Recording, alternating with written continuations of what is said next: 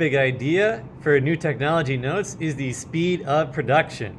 We're going to dig into why having something made faster is going to change everything. All right, so let's get into it. So when we're talking about pre-industrial revolution, the way things were made before was kind of called the cottage industry, where you make things at home or in very small groups. So whatever it is, whether it's socks or blacksmith tools or horse saddles, really one person was responsible for it, and maybe they had an assistant or two, and they would be making the entire product by themselves. They would be a master of building that particular thing. And that had a couple of results, one being that the speed of production compared to factory methods was slow. A lot of craftsmanship went into it. It really couldn't be done that quickly, going from one to the next to the next to the next. And the quality was inconsistent.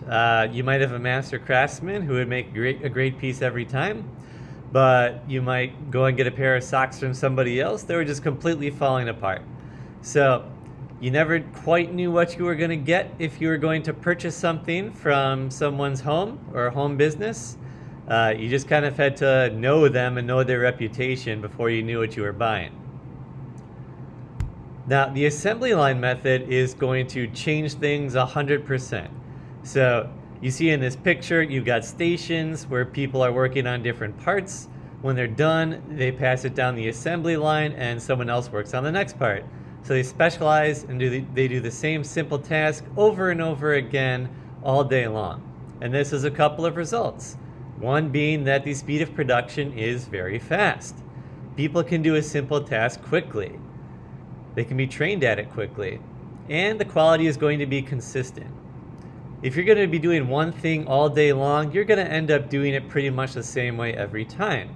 Compared to if you do a similar thing once a week, there's going to be variation. It's going to be different. So when people start buying from factories, they know that they're going to get consistent quality and it's going to be the same pretty much every time. Move my face over here. So we're kind of talking about what difference this made and how this changed everything. So let's follow some logic here. So if you've got assembly lines making things faster than cottage industries can, and assembly lines can make things many times faster than cottage industries could, that means that you can sell your product for less money, meaning that someone can buy it at a cheaper price. Why is that? Well, one, less labor time went into making the product. So like the amount you're paying the worker to work for that one product to be made is less. And also you're making greater quantity, so you can afford to sell things at a less cost and you'll still make money because you're selling so many copies of it. So ultimately, when you go to buy something, say it's a pair of shoes, you're going to go to the store or wherever and you're going to look and say, well, this pair of shoes costs half as much as this pair of shoes and they look pretty similar, and this is like a well-known brand. So I'm going to go with this one, this cheap one that I know the brand and I think I can trust it. And demand is really going to go down for these cottage industry businesses, these home businesses. So they are not going to be able to sell their products as cheaply as factories could because it took them so much longer to make them, and they've got to recover that cost and time.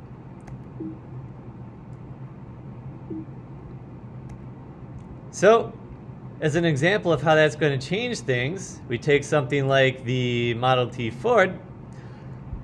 When cars were built before the assembly line, kind of just in one spot, bringing all the materials to that place to put it together, it could take around 12 hours to build one car with people who knew what they were doing. That would cost about $850 to the consumer, the person who's buying the car. Now with the assembly line, the amount of time it took to produce a Model T Ford was about 2.5 hours.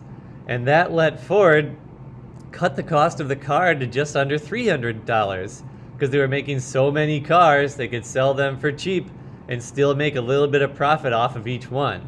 But they were selling so many cars because they were so cheap that ultimately their profit is going to go up and everyone is going to want to buy those cars. So that's just a little bit of a look at how the speed of production is going to change the environment. People who work at home are no longer going to be able to compete on the marketplace and with businesses. So today we have a world where very much most things that you buy are going to be manufactured. There's only a very small amount of things that are produced at home, whether it's on Etsy or whatever the case might be, these home businesses that make things for themselves with just one person running the show. So it's possible, but it's difficult to compete against a factory assembly line. All right.